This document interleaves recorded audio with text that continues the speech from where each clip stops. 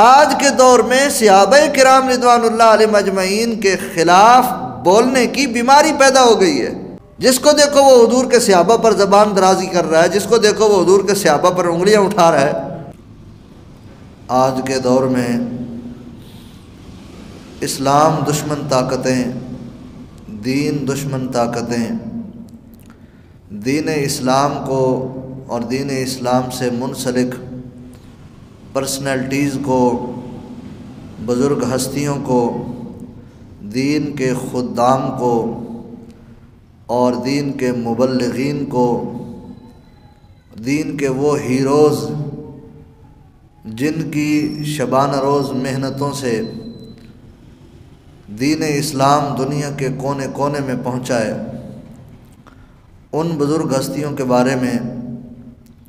شکوک و شبہات اور ان کی عظمتوں و شانوں کے اوپر اعتراضات اور ان کی عزت و توقیر کو مجروح کرنے کے لیے دشمنان اسلام نے کوئی کسر نہیں چھوڑی ہوئی۔ آج کے دور میں اس بات کو سمجھنا بہت ضروری ہے اور اپنی آنے والی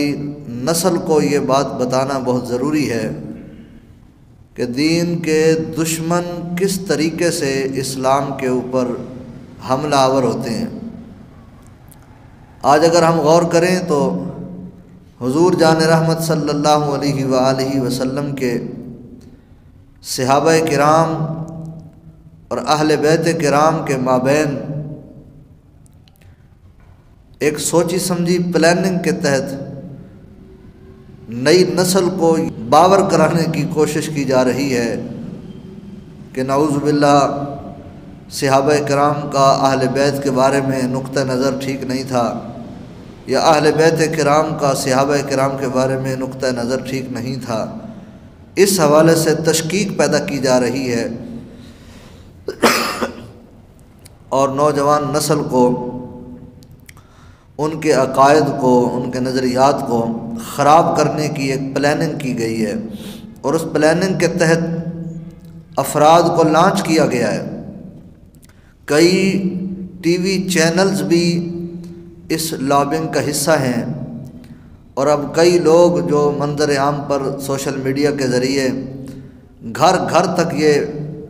اپنا پلان اور اپنا منصوبہ لے کر پہنچے ہوئے ہیں، جس کے ذریعے وہ بچے کے ذہن میں یہ بات اتار رہے ہیں کہ نعوذ باللہ اہل بیت کرام کے بارے میں صحابہ کرام کا جو رویہ اور جو موقف تھا وہ درست یا ٹھیک نہیں تھا، جبکہ حقیقت یہ ہے صحابہ کرام رضوان اللہ علیہم اجمعین کا اہل بیت کرام کے ساتھ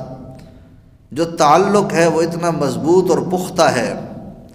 کہ ان کی آپس میں رشتہ داریاں بھی ہیں،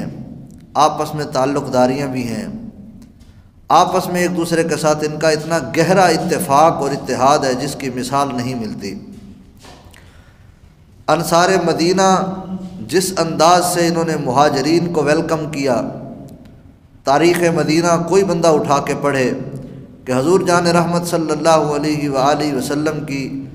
مکہ المکرمہ سے مدینہ منورہ زادہ اللہ شرفا و تعظیمہ کی طرف تشریف آوری کے وقت اور حضور کی آمد سے پہلے اور بعد میں جن مہاجرین نے مکہ شریف سے ہجرت کر کے حضور کے حکم کے مطابق مدینہ طیبہ کو اپنا مسکن بنایا، مدینہ طیبہ کو انہوں نے حضور کی وجہ سے اختیار کیا، تو مدینہ کے انصار نے اس قدر خوبصورتی کے ساتھ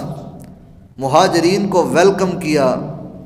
اتنے پیارے انداز سے ان کو انہوں نے سینے سے لگایا اور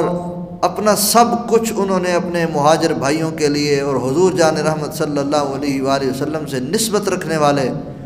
تمام مہاجرین، تمام صحابہ کرام کو انہوں نے ایسے شاندار انداز سے اپنے سینے سے لگایا کہ جس کی تاریخ میں کوئی مثال نہیں ملتی۔ مواخات مدینہ بھی اس کی ایک بہترین مثال اور دلیل ہے کہ صحابہ کرام جو انصار سے تعلق رکھتے تھے، مدینہ کے رہائشی تھے، انہوں نے اپنے گھروں اور جائیدادوں میں مہاجرین کو حصہ دیا۔ کئی صحابہ کرام کی یہ مثالیں موجود ہیں کہ اگر ان کے نکاح میں ایک سے زیادہ بیویاں موجود تھیں تو انہوں نے ایک بیوی کو اپنے پاس نکاح میں رکھا اور دوسری کو طلاق دے دی، بعد از عدت اپنے مہاجر بھائی کے ساتھ اس کا نکاح کر دیا، جائیداد بھی دی، رہنے کے لیے مکان بھی دیے، اور کاروبار کے لیے ان کو کاروباری سہولیات بھی فراہم کیں۔ یہ وہ خوبصورت مثال ہے جسے پوری دنیا میں کوئی بھی تاریخ کا مورخ ہو، کوئی مصنف ہو، کوئی کسی بھی اس کا مذہب سے، کسی بھی مکتب فکر سے اس کا تعلق ہو، وہ اس خوبصورت مثال کا انکار نہیں کر سکتا۔ حضور جان رحمت صلی اللہ علیہ وآلہ وسلم کے صحابہ کرام کا حضور کی اہل بیت کرام کے ساتھ، حضور کے اولاد پاک کے ساتھ، حضور کے خانوادہ اقدس کے ساتھ جس انداز سے انہوں نے قربانیاں پیش کی، جس انداز سے انہوں نے محبت پیش کی، اس کی مثال پوری دنیا میں نہیں ملتی۔ لیکن کچھ حضرات ایسے ہیں جو ان ہستیوں کی شخصیت کو مجروح کرنے کے لیے بے مقصد قسم کے، بے معنی قسم کے اعتراضات گھڑتے ہیں اور انہیں ان ہستیوں کی طرف منسوب کر دیتے ہیں، جس کا نہ تو حقائق کے ساتھ کوئی تعلق ہے، جس کا نہ تو کتب تاریخ کے ساتھ کوئی تعلق ہے، اور جس کا نہ ہی کتب سیرت کے ساتھ کوئی تعلق ہے۔ مثال کے طور پر حضرت جناب سیدنا مولا علی شیر خدا کرم اللہ تعالی وجہ الکریم کی ذات اقدس کو دیکھ لیں۔ آپ نے حضور جان رحمت صلی اللہ علیہ وآلہ وسلم کے ظاہری پردہ فرمانے کے بعد جناب سیدنا صدیق اکبر رضی اللہ تعالی عنہ کے ساتھ اس قدر محبت اور پیار کے رشتے کو برقرار رکھا جو حضور کی حیات اقدس کے اندر رشتہ برقرار تھا۔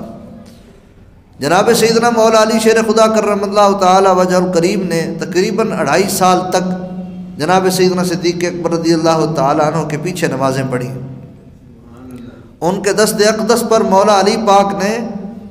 بیعت بھی کی اور انہیں حضور جان رحمت صلی اللہ علیہ وآلہ وسلم کا خلیفہ برحق اور خلیفہ بلا فصل آپ نے تسلیم فرمایا۔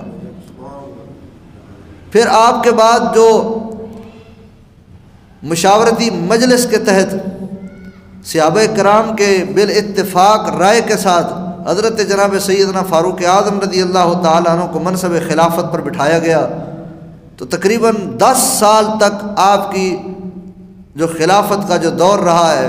اس عرصے میں حضرت جناب سیدنا مولا علی شیر خدا کرم اللہ تعالی وجہ الکریم کا جناب سیدنا فاروق اعظم رضی اللہ تعالیٰ عنہ کے ساتھ بڑا گہرا تعلق اور ربط تھا،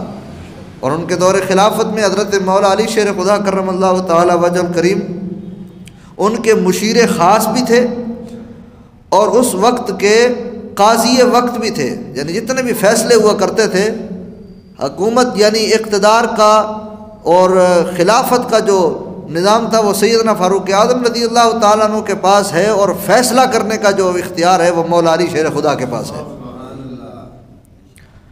اسی طرح حضرت عثمان غنی رضی اللہ تعالیٰ عنہ کے دور اقدس میں دیکھ لیں، 12 سالہ دور خلافت میں جناب سیدنا شیر خدا کرم اللہ تعالی وجہ الکریم نے کسی ایک معاملے میں بھی ان سے اختلاف نہیں کیا،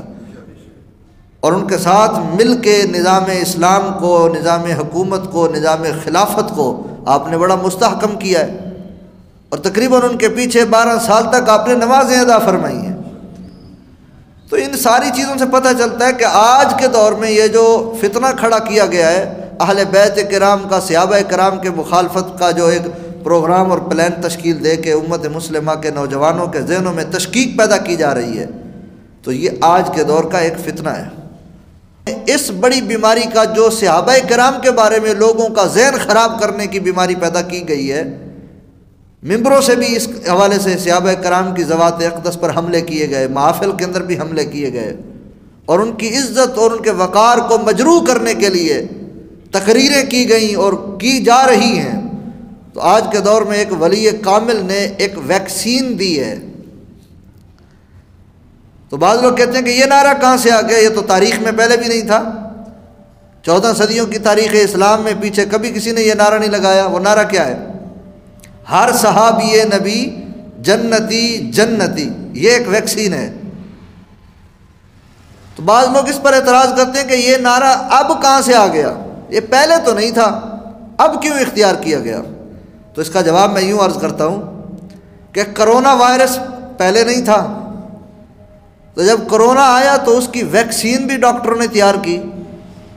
یعنی جب بیماری پھیلی تو پھر بیماری کا علاج بھی تجویز کیا گیا۔ آج کے دور میں صحابہ کرام رضوان اللہ علیہم اجمعین کے خلاف بولنے کی بیماری پیدا ہو گئی ہے، جس کو دیکھو وہ حضور کے صحابہ پر زبان درازی کر رہا ہے، جس کو دیکھو وہ حضور کے صحابہ پر انگلیاں اٹھا رہا ہے۔ تو جب لوگوں میں یہ بیماری پیدا ہو رہی ہے تو اس بیماری کا علاج ایک ولی کامل نے، امیر اہل سنت حضرت پیر محمد الیاس عطار قادری رضوی دامت برکاتہم القدسیہ نے یہ ایک ویکسین دی ہے، کہا اس کو آپ اختیار کر لیں، اس کے مقابلے میں جتنے لوگ وائرس لے کر کھڑے ہوں گے ان کے وائرس کا علاج ہو جائے گا۔ وہ